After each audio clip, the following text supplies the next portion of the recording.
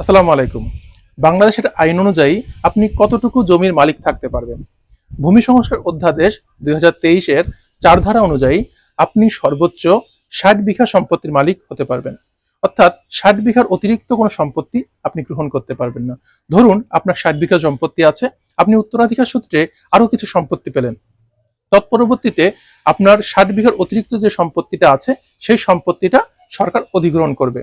আবার এমন হতে পারে আপনার 60 বিঘার অতিরিক্ত সম্পত্তি আছে, আপনাকে সরকার বলল আপনি কতটুকু সম্পত্তি রাখতে চান, এই 60 বিঘার ভিতরে কোন কোন সম্পত্তিটি আপনার পছন্দ আপনি সেই সম্পত্তিটি রাখতে পারবেন। অর্থাৎ এই দাগ আমার পছন্দ, আপনি সরকারকে বলবেন যে আমার এই দাগ পছন্দ, আমি এই সম্পত্তিটুকু রাখতে চাই, বাকি সম্পত্তিটুকু সরকার অধিগ্রহণ করবে। সেক্ষেত্রে এই অধিগ্রহণের ক্ষেত্রে সরকার আপনাকে কোনো টাকা দেবে না। অর্থাৎ 60 বিঘার অতিরিক্ত যে সম্পত্তিটা আছে এই সম্পত্তিটা সরকার গ্রহণ করলেও অন্যান্য অধিগ্রহণের মতো আপনি সেই সম্পত্তির দাম আপনি পাবেন না। কিন্তু বিভিন্ন কারণে 60 বিঘার অতিরিক্ত সম্পত্তি আপনি রাখতে পারেন।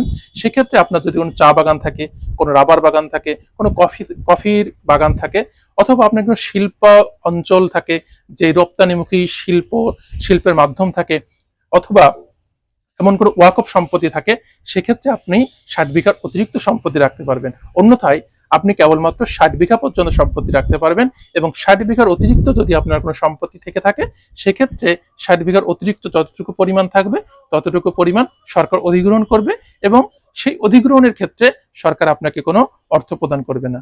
অন্যথায় সেই সম্পত্তিটি সরকারের মালিকানায় অন্তর্ভুক্ত হবে।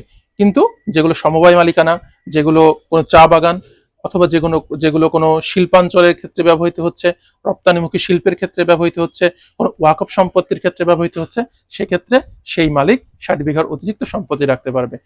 ধন্যবাদ। দ্য ল স্টুডিওর সাথে থাকবেন। আসসালামু আলাইকুম।